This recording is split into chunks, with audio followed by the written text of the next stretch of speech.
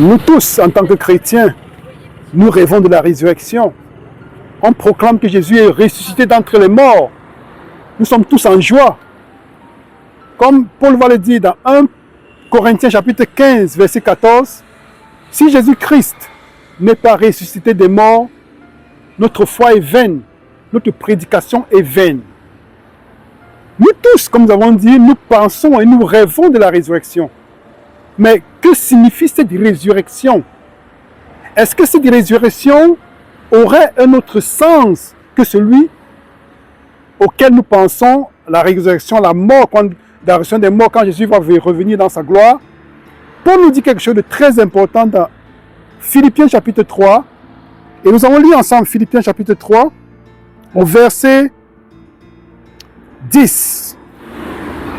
Afin de connaître Christ et la puissance de sa résurrection et la communion de ses souffrances en devenant conforme à lui dans sa mort pour parvenir, si je puis, à la résurrection d'entre les morts.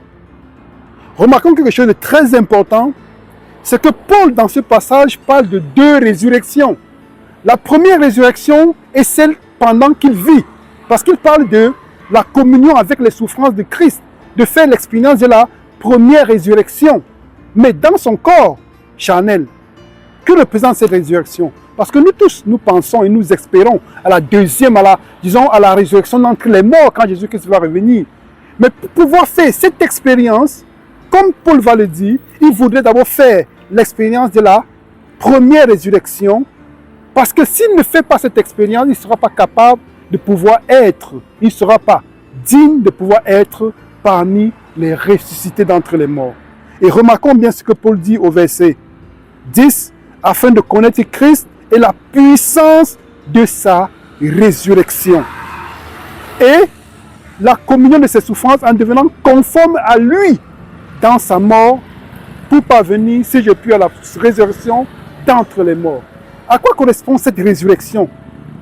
Si nous allons ensemble dans un autre écrit de Paul, dans Romains chapitre 6, verset 5, en effet, si nous sommes devenus une même plante avec lui, par la conformité à sa mort, nous le serons aussi par la conformité à sa résurrection, sachant que notre vieil homme a été crucifié.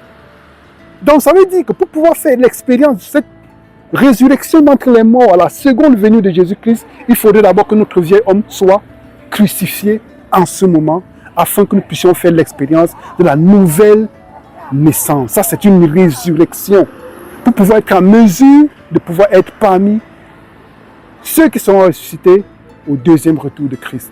Donc, si nous sommes tous chrétiens et que nous prêchons et que nous aspirons au retour de Christ et la résurrection d'entre les morts, il faudrait d'abord, comme Paul, que nous puissions espérer avoir la foi que Jésus-Christ puisse nous ressusciter de la mort spirituelle dans laquelle nous sommes, avec la victoire sur le péché, avec la nouvelle naissance.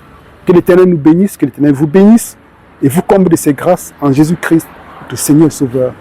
Amen.